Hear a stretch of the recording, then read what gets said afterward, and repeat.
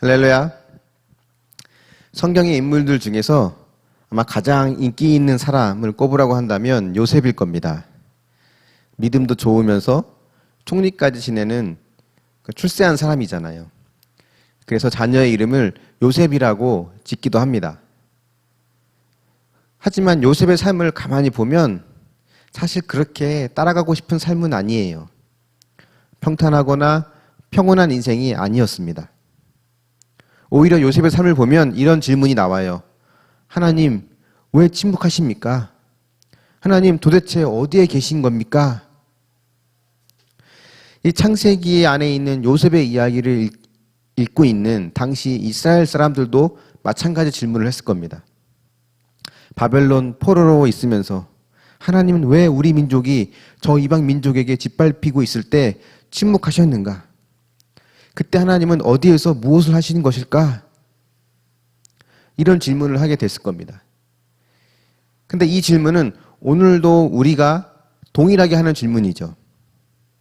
세상에 존재하는 수많은 전쟁들과 고통, 악인들의 저 형통함, 반면에 의롭고 정직한 자들이 겪고 있는 고통, 이런 부조리한 현실들을 보면서 우리도 같은 질문을 하게 됩니다. 또한 동시에 개인적으로 이해할 수 없는 고난과 아픔을 겪을 때 우리 역시 같은 질문을 하게 되죠. 오늘부터 보게 되는 이 요셉의 이야기는 여기에 대한 답을 우리에게 제시해 줍니다. 물론 그 답이 우리에게 완벽하거나 흡족할 만한 답이 되지 않을 수 있어요. 하지만 요셉의 삶에서 나타나시는 하나님의 그 은혜를 보면서 우리에게 소망과 위로가 다시 한번 또 위로부터 부어지기를 또 소원합니다. 앞으로 요셉의 이야기를 몇 주간 볼 텐데 오늘은 서론격으로 그 인물들을 한번 하나씩 살펴보는 게 좋을 것 같습니다. 첫 번째로 요셉을 먼저 한번 볼게요. 37장 2절입니다. 야곱의 족보는 이러하니라. 요셉이 17세의 소년으로서 그의 형들과 함께 양을 칠 때 그의 아버지의 아내들 빌하와 실바의 아들들과 더불어 함께 있었더니 그가 그들의 잘못을 아버지에게 말하더라. 우리가 이 구절에서 얻을 수 있는 요셉의 정보를 보면 요셉이 17세 소년이라는 것 알 수 있죠. 또 뭘 알 수 있냐면 다른 형제들의 잘못을 아버지에게 말했다는 거예요. 아마도 아버지에게 가서 늘 형들의 잘못을 고자질했던 것 같습니다. 근데 이렇게 고자질하는 사람들의 특징이 있죠. 과장해서 말하거나 왜곡해서 말하거나 자기의 감정과 자기의 욕심을 담아서 표현하기도 합니다.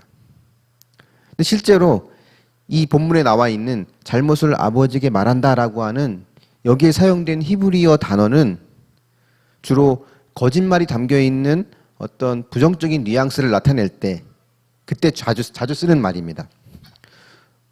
또 어떤 때 쓰냐면 누가 누군가에게 어떤 보고를 할 때 그 보고가 잘못된 보고라거나 혹은 악의적인 보고일 때 이 용어를 써요. 그래서 이 구절에 있는 영어 성경을 보면 이 요셉이 형들에게 말한 이 이야기를 bad report, 나쁜 보고라고 이렇게 번역되어 있습니다. 근데 이 말이 또 어디에 사용되었냐면 민수기에 보면 12 정탐꾼들이 가나안 땅을 정탐하고 돌아온 이야기가 나옵니다. 여호수아와 갈렙을 제외한 나머지 10명의 정탐꾼들이 한 보고 내용 여러분 기억하십니까? 저 가나안 땅이 좋은 땅인 것은 분명하지만 우리는 그 땅에 갈 수 없다. 차라리 애굽으로 돌아가자 이렇게 말을 합니다. 근데 민수기 13장에서 보면 그들이 이렇게 한 보고를 가지고 뭐라고 말하냐면 그들이 그 땅에 대하여 악평했다라고 말을 해요. 이때 사용한 악평이란 말이 요셉이 형들에게 잘못을 이야기했을 때 사용된 단어입니다. 그러니까 요셉은 아버지에게 가서 형들에 대해서 악평을 한 거였어요. 이게 요셉의 모습 중에 하나였습니다. 또 다른 요셉의 모습을 보면 이 37장 5절을 보면 우리가 알 수 있는데요. 함께 보겠습니다. 요셉이 꿈을 꾸고 자기 형들에게 말하매 그들이 그를 더욱 미워하였더라. 요셉의 이야기에 나오는 중요한 매개체가 꿈입니다. 훗날 요셉이 총리가 될 때에도 그 결정적인 사건이 꿈을 해석한 거에서부터 시작이 되죠. 당시에는 꿈이 하나님이 주시는 계시의 방법 중에 하나였어요. 요셉이 꾼 꿈의 내용이 무엇입니까? 자신이 만든 곡식단을 향해서 형들의 곡식단들이 절을 하는 것. 그리고 또 무슨 꿈을 꿨냐면 해와 달과 11개의 별이 자신을 향해 절을 한다는 것. 이 두 가지 꿈을 꾸는데요. 사실 이 두 꿈은 같은 내용입니다. 아버지와 어머니와 형제들이 모두 요셉 앞에 엎드리게 된다는 거고 요셉이 그들을 다스리는 자가 된다는 거예요. 요셉은 이 꿈의 내용을 형들에게 이야기합니다. 근데 이 꿈이 형들에게 아주 큰 상처가 돼요. 어디서 알 수 있냐면 아버지의 심부름으로 형들이 잘 있는지 한번 보고 오라고 이제 야곱이 요셉을 보낼 때 요셉이 형 있는 곳에 가니까 형들이 요셉이 멀리서 오는 걸 보거든요. 그때 형들이 뭐라고 하냐면 18, 19절 한번 보겠습니다. 요셉이 그들에게 가까이 오기 전에 그들이 요셉을 멀리서 보고 죽이기를 꾀하여 서로 이르되 꿈꾸는 자가 오는도다. 멀리서부터 오는 저 요셉을 보고는 뭐라고 말하냐면 꿈꾸는 자가 온다 라고 말을 하죠. 꿈이라고 하는 게 이 그들에게 굉장히 강하게 각인되었고 큰 상처로 남은 거예요. 그래서 그들이 그 요셉을 죽이기로 마음을 먹습니다. 근데 형들이 왜 이렇게 꿈에 대해서 이 요셉의 꿈에 대해서 상처를 받는 걸까? 그것은 이 아버지 야곱의 편애 때문이죠. 유달리 요셉을 더 사랑하고 더 좋아하는 이 야곱의 편애 때문에 그렇습니다. 잠시 후에 이 부분은 야곱에 대한 부분을 볼 때 좀 더 자세히 보기로 하고요. 요셉에 대해서 정리를 하면 요셉은 그렇게 지혜롭지 못했던 것 같습니다. 성숙하지 못했어요. 특히 말에 대한 지혜가 부족했습니다. 아버지에게 형들의 잘못을 일러 바치거나 아니면 꿈을 자랑하듯이 이야기하는 것을 보면 이 말에 대한 지혜가 부족했던 것은 분명합니다. 물론 나중에는 하나님이 이런 부분들까지 다 고치시겠지만 현재 요셉의 모습은 그렇다는 거죠. 두 번째, 이 야곱의 모습을 보겠습니다. 3절을 한번 볼게요. 시작. 요셉은 노년에 얻은 아들이므로 이스라엘이 여러 아들들보다 그를 더 사랑함으로 그를 위하여 채색옷을 지었더니. 여기 나와 있는 이스라엘은 야곱의 새로운 이름이죠. 천사와 씨름할 때 하나님이 야곱에게 주신 이름이 바로 이 이스라엘입니다. 또 그 이후에도 하나님이 한 번 더 야곱에게 너의 이름은 야곱이 아니라 이스라엘이라고 말씀해 주셨어요. 그 새로 바뀐 이름이 이스라엘인데 그 야곱이 요셉을 더 사랑해서 채색옷을 지어 입혔다라고 합니다. 그러니까 왜 형들이 요셉의 꿈을 듣고 그렇게 크게 상처를 받았고 분노하는 걸까? 왜 그들이 결국 요셉을 죽여야겠다는 마음까지 먹게 된 걸까? 그것은 바로 야곱의 편애 때문에 그렇습니다. 야곱이 지어준 채색옷. 근데 이 옷이 정확히 어떤 모양의 옷인지는 알 수 없어요. 아마도 야곱이 아주 특별하게 지어준 옷인 것 같고 이것은 요셉을 특별히 여기고 있다라고 하는 어떤 그런 하나의 상징이라고 할 수 있겠죠. 근데 채색옷이라고 이제 표현된 이 단어의 정확한 번역은 소매가 달린 긴 옷이라는 뜻입니다. 아마 멀리서도 알아볼 수 있을 만큼 뭔가 좀 특별한 옷이었던 것은 분명합니다. 그런데 이 옷이 또 성경 어디에서 또 나왔는가 봤더니 다윗의 딸인 공주 다말을 묘사할 때 이 옷이 또 나와요. 그래서 추측하기로는 이 옷이 왕족 혹은 왕과 관련된 옷이라는 것을 우리는 알 수 있습니다. 그래서 요셉에게 채색옷을 입힌 것은 단순히 그가 사랑받았다, 야곱이 요셉을 더 이뻐했다라는 의미 정도가 아니라 그를 자신의 후계자로, 이 집안을 다스리는 왕 같은 자로, 즉 다시 말하면 이 집안의 장자로 인정했다는 거예요. 요셉 위로 형이 10명이나 있는데 아버지가 대놓고 이렇게 요셉을 편애하니까 형들이 화가 나는 것은 당연하죠. 아버지가 죽으면 이 유산도 저 녀석이 우리보다 2배를 더 받을 것이고 저 요셉의 후손들이 우리의 후손보다 더 나은 위치에 서게 될 거라고 하는 것, 그 모든 것들이 이 형들에게는 용납할 수 없는 것이죠. 근데 그런 상황에서 요셉이 꿈 이야기를 하니까 속이 더 부글부글 끓은 거예요. 그 야곱도 그 본인 스스로가 아버지 이삭 때문에, 그러니까 아버지 이삭의 편애 때문에 상처를 받았으면서 똑같이 자녀들에게 편애로 인한 상처를 주고 있는 겁니다. 근데 여러분, 야곱이 요셉을 그렇게 편애하지 않아도 하나님의 계획은 이 장자의 명분이 요셉에게로 가는 것이었어요. 역대상 5장 2절에 보면 이런 말이 있습니다. 유다는 형제보다 뛰어나고 주권자가 유다에게서 났으나 장자의 명분은 요셉에게 있느니라. 그러니까 왕의 명분, 왕권은 유다에게로 가고 장자권은 요셉에게로 간다라는 것이 하나님의 계획이었어요. 그럼 장자들은 당시에 아버지의 유산을 2배나 받습니다. 다른 형제들보다, 다른 아들들보다 2배를 받죠. 그래서 요셉의 지파가 다른 지파의 2배가 되는 거예요. 요셉의 두 아들인 에브라임 지파, 므낫세 지파가 12지파에 야곱의 바로 밑에 아들이 아님에도 불구하고 이제 오르게 되죠. 야곱은 이런 하나님의 뜻을 알아서, 하나님의 계획이 요셉에게 있구나라는 걸 알아서 요셉을 이뻐한 것이 아니라 그냥 노년에 얻은 아들이기 때문에 그를 편애한 것이죠. 이게 야곱의 모습입니다. 세 번째로 다른 형제들의 모습을 한번 보겠습니다. 형제들이 요셉을 향해 갖고 있는 기본적인 감정은 무엇일까요? 그건 시기와 미움, 아마 이걸 겁니다. 형들이 아버지 야곱의 편애로 인한 피해자인데 아마 이런 상황이 많았던 것 같아요. 나이 어린 베냐민을 제외하고는 요셉이랑 형제들 모두가 양을 돌보는 일을 했는데 요셉은 자주 열애되었던 것 같습니다. 그냥 야곱이 이쁘니까 자기 곁에만 두었던 것 같아요.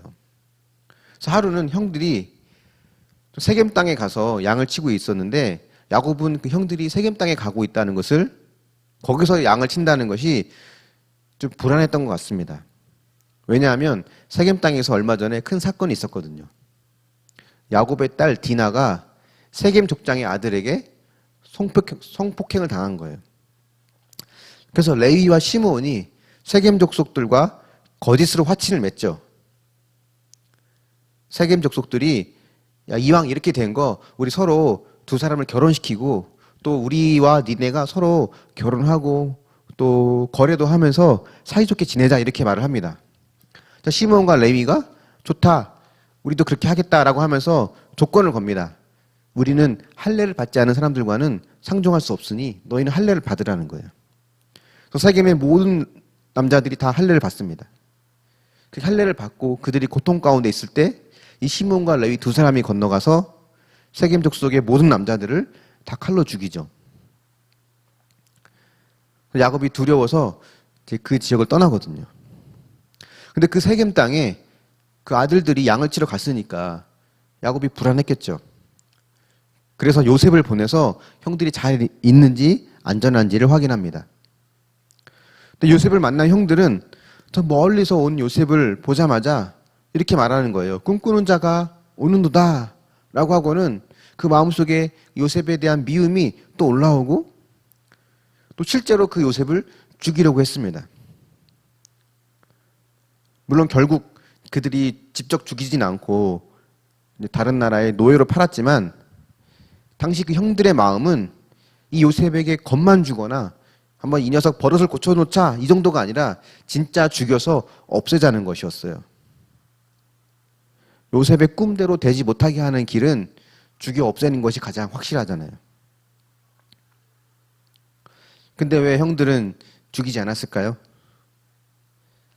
하나님의 시각에서 보면 이게 하나님의 개입이지만 형들의 입장에서 보면 노예로 파는 것이나 죽이는 것이나 똑같은 거였어요. 당시에 타국에서 노예로 산다고 하는 것은 죽은 목숨과 다름없던 것입니다. 형들은 어차피 노예로 가도 죽으니까 그냥 노예로 팔아버리자는 것이었죠. 이게 형들의 모습이었습니다. 그렇다면 이 이야기에 등장하는 인물이 다 소개된 걸까요? 그렇지 않습니다. 하나님이 남았죠.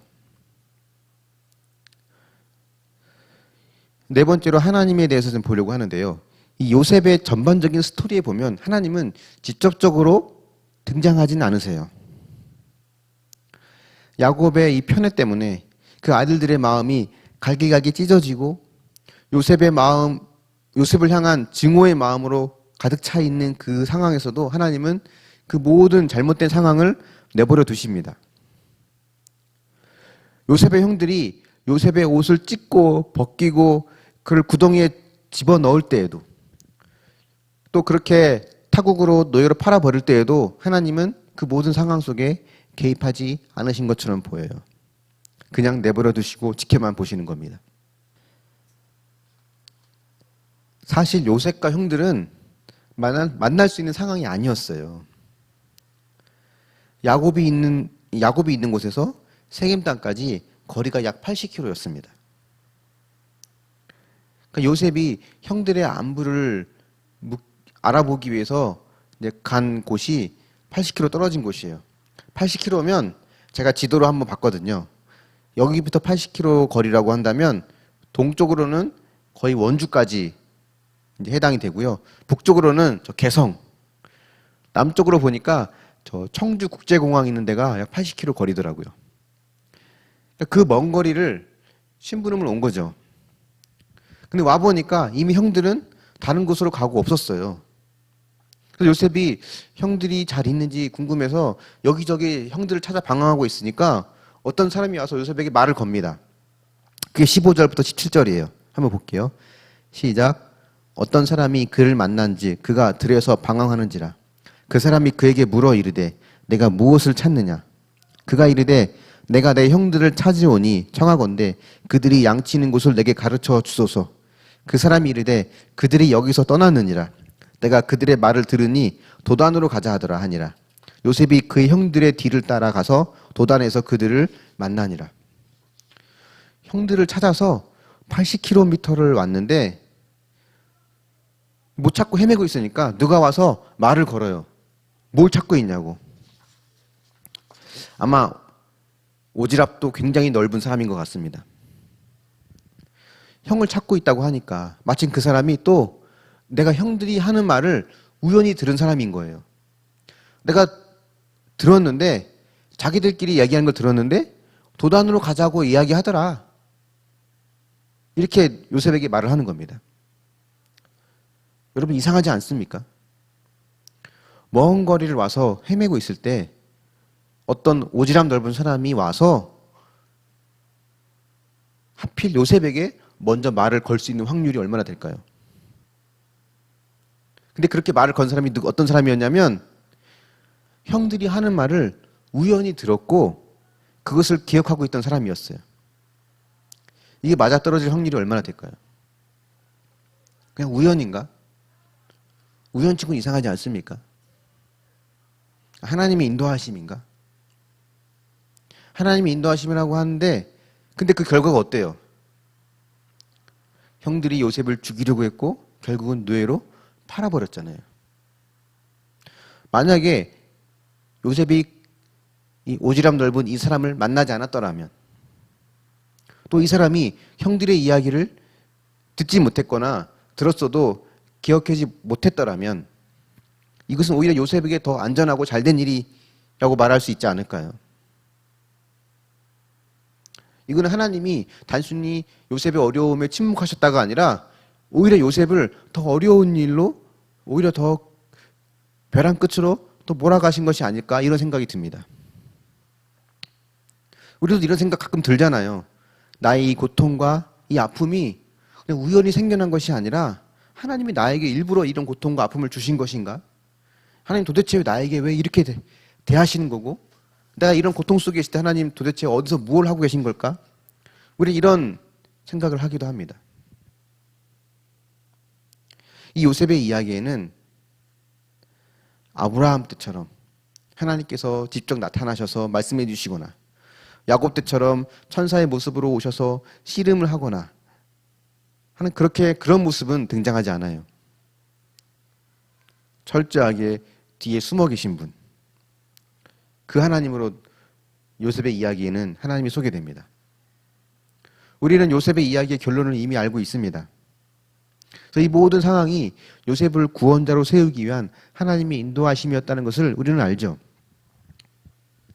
그래서 우리는 하나님이 일하시는 방식이 크게 두 가지, 많이 있겠지만 거칠게 정리하면 크게 두 가지라고 말할 수 있을 것 같아요. 하나는 아브라함이나 야곱 혹은 모세에게 하신 것처럼 직접 말씀하시거나 나타나시는 경우입니다. 하지만 또 다른 경우는 뭐냐면 오히려 상당수가 이런 경우에 해당이 되는 것 같은데 요셉에게 하신 것처럼 겉으로 보여지지 않는 방식으로 일을 하신다는 거예요. 형들을 찾아 나선 요셉, 하나님은 요셉을 형이 있는 곳까지 안전하게 인도해 주십니다. 그 도단이라는 곳까지 가서 형들을 만나죠. 근데 형들이 요셉을 해치든 그렇지 않든 하나님에게는 그게 큰 문제가 아니었던 것 같아요. 왜냐하면 하나님은 변함없이 요셉과 함께하기 때문에 그렇습니다. 형들과 만난 그 장소에서 어떤 일이 벌어집니까? 형들 사이에서는 요셉을 죽이자는 이야기가 나왔고 그때 유다가 차라리 죽이지 말고 저 노예 상들에게 팔아넘기자라고 제안을 합니다. 그리고 이 모든 대화가 오고 가고 이 모든 일이 이루어질 때 그의 맏형이었던 르우벤은 잠시 자리를 비우게 됩니다. 왜냐하면 르우벤은 몰래 요셉을 구해서 아버지에게 돌려보낼 생각이었거든요. 그렇기 때문에 요셉이 노예로 팔려가기 위해서는 이런 조건이 맞아떨어져야 됐어요. 르우벤이 그 자리에 없어야 되고 유다의 제안에 다른 형제들이 다 동의해야 됐습니다. 또 그러는 동안 애굽의 상인들이 그 근처를 지나가야 됐어요. 이 모든 것이 마치 어떤 시나리오 작가가 이 글을 쓴 것처럼 딱딱 맞아 떨어지게 되는 거죠. 그러니까 모든 상황이 요셉을 애굽으로 보내기 위한 작전처럼 보여집니다. 근데 이런 모든 일들이 도단이라는 곳에서 일어났다고 하는 것이 주는 상징적인 메시지가 있습니다. 이 도단이라는 장소가 성경 어디에 또 나오는지 아십니까? 성경을 좀 자주 많이 보신 분들은 아마 기억하실 것 같아요. 열왕기하 6장에 보면 선지자 엘리사가 나옵니다. 그 엘리사가 훗날 이 도단이라는 곳에서 아람의 큰 적군들에게 포위돼요. 그래서 엘리사와 같이 있던 이 종이 그 어마어마한 군대를 보고는 벌벌벌 떱니다. 두려워서. 그때 엘리사가 이렇게 말해요. 두려워 말아라. 저들과 함께하는 자들보다 우리와 함께 있는 자들이 더 많다라는 겁니다. 그리고는 하나님께 기도하죠. 하나님, 이 종의 눈을 열어주십시오. 그때 주님께서 이 종의 눈을 열어주시는데 이 종이 보기에 이 엘리사 주변에는 수많은 불말과 불수레들이, 불병거들이 가득 차 있는 것을 보게 되죠. 그 장소가 바로 도단이란 곳이었습니다. 적군들에게 둘러싸여서 죽음을 앞두고 있는 것처럼 보이지만 하나님은 불말과 불수레, 불병거들을 보내셔서 이 엘리사를 호위하고 계시고 지켜주고 계시는 이 하나님의 그런 놀라운 돌보심이 있는 장소가 바로 도단이었어요.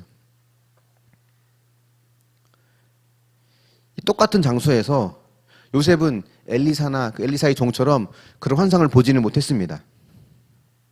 살려달라고 꺼내달라고 울부짖었지만 철저하게 외면당했어요. 하나님은 그 상황에서도 하나님의 존재를, 하나님의 신분을 숨긴 채 그 모든 상황을 지켜만 보고 계셨습니다.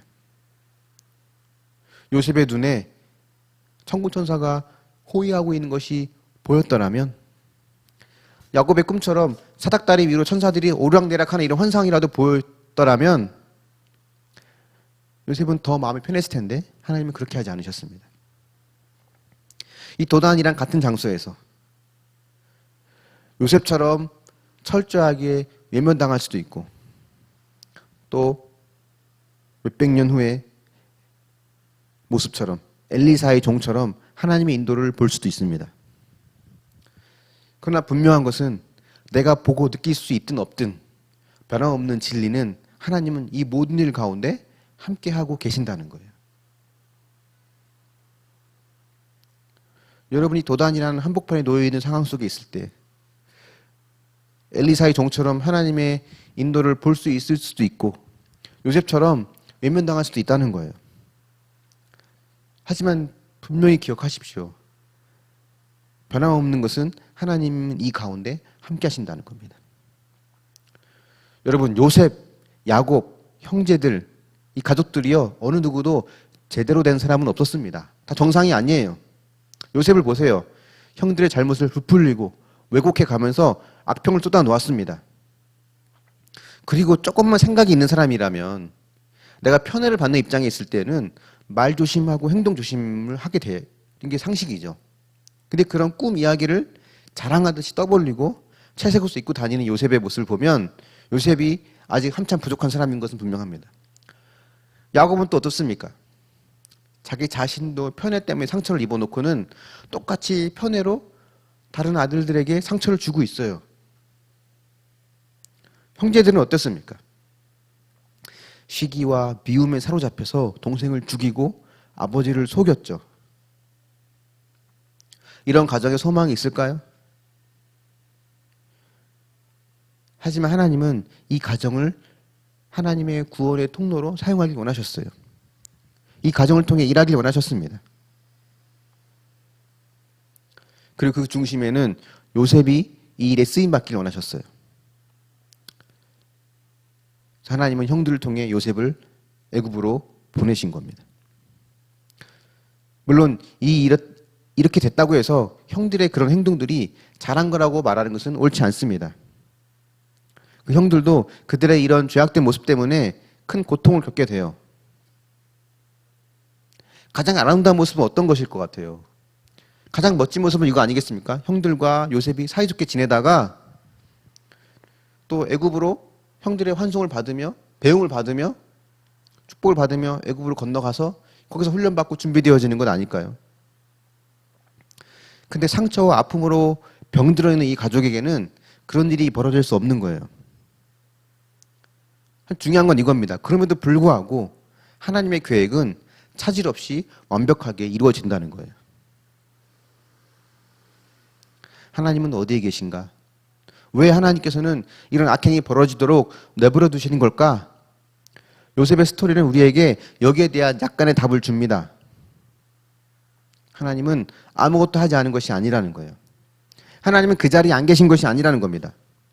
눈에 보이는 이런 장면들 뒤편에서 그분의 뜻을 이루고자 조용히 역사하고 계시는 하나님을 우리는 볼 수 있어야 됩니다.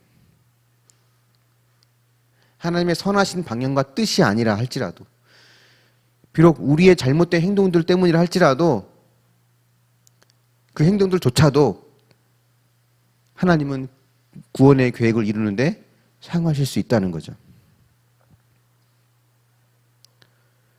요셉이 애굽으로 가기 위해서는 꼭 형들에 의해서 팔렸어야만 됐을까요? 만약 형들과 요셉 사이가 좋았더라면 요셉은 절대로 애굽으로 갈 수 없었을까요? 그래서 훗날 기근에 구원받을 수 없기 때문에 형들과 요셉 사이가 이렇게 나빠야만 됐었던 것일까요? 그렇지 않습니다. 하나님께서 요셉에게 장자권을 주셨다고 하는 것은 요셉에게 2배의 복을 주신다는 의미도 있지만 동시에 요셉이 다른 형제들을 책임지고 돌본다는 걸 의미하거든요. 그렇게 해서 하나님은 요셉을 사용하시는데 이걸 방해하는 수많은 인간의 죄악과 그런 악행들 속에서도 하나님은 요셉을 구원자로 세우신 것에 대한 계획을 완벽하게 이루어 가신다는 겁니다. 하나님은 절대 침묵하지 않으셨어요. 인간의 죄와 욕심, 악행들 속에서도 그 뜻을 완벽하게 이루어 가셨습니다. 로마서에서는 로마의 그 대대적인 박해에 고통을 당하고 있는 성도들을 향해 바울이 이렇게 말합니다. 생각하건대 현재의 고난은 장차 우리에게 나타날 영광과 비교할 수 없도다. 우리가 알거니와 하나님을 사랑하는 자, 곧 그의 뜻대로 부르심을 입은 자들에게는 모든 것이 협력하여 선을 이루느니라. 이 요셉의 이야기가 우리에게 주는 결론은 무엇입니까? 하나님은 실수하지 않으신다는 겁니다. 그분은 완전하신 분입니다. 죄악이 가득한 인간의 행동들을 그분은 그분의 구원 계획을 위해 사용하실 수 있는 분이에요. 동시에 나의 삶도, 여러 가지 부족하고 연약한 나의 삶도 하나님은 완전하게 만들어 가고 계시고 또 함께하고 계십니다. 묵상해 보십시오. 하나님의 침묵으로 인해서 여러분 힘들고 어려웠던 적은 언제입니까?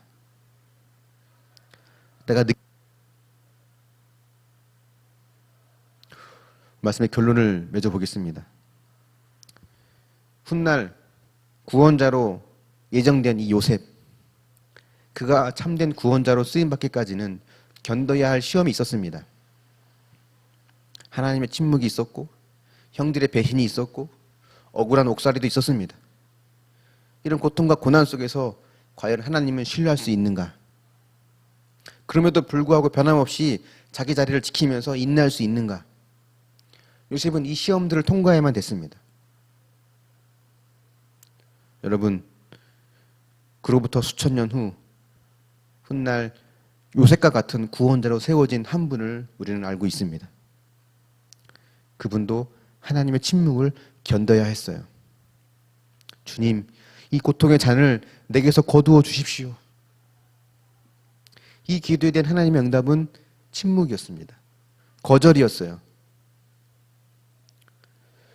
내 뜻대로 하지 마옵시고 아버지의 뜻대로 하시옵소서라고 고백하며 십자가에 달리신 그 예수님, 십자가 상에서 나의 하나님 어찌하여 나를 버리시나이까 라고 외치던 그 주님께 하나님은 끝까지 등을 돌리셨습니다.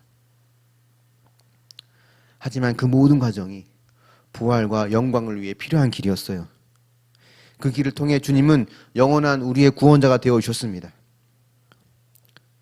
주님은 누구보다 우리의 그 마음을 아십니다. 하나님이 침묵하실 때, 하나님 보이지 않으실 때, 하나님이 나의 기도를 거절하실 때 그것이 얼마나 큰 고통인지 누구보다 주님이 아세요.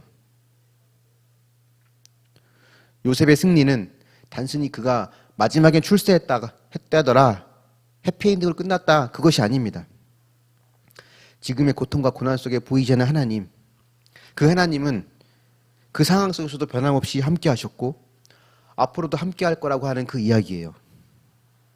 그래서 하나님은 절대로 실수하지 않으신 분입니다. 우리와 함께 하시는 분입니다. 그 하나님을 바라보고 기대하며 하나님이 주시는 위로와 소망을 얻을 수 있는 저와 여러분이 될 수 있기를 예수님의 이름으로 축원합니다. 아멘. 이 시간 함께 여러분과 찬양을 나눴으면 좋겠는데요. 이 찬양도 지난주처럼 어려운 찬양이라 제가 이 영상을 통해서 소개하지 않으면 예배 시간에 부를 수 없을 것 같아서 이렇게 소개합니다. 아주 오래된 찬양이죠. 저 어릴 때, 저 고등학교 때 나왔던 찬양 같아요. 하나님은 실수하지 않으신다는 이 내용입니다. 우리 함께 이 찬양을 같이 또 부르면서 또 이 내용을 음미해 가면서 하나님의 마음을 느끼고 또 기도의 차로 나아가기 원합니다.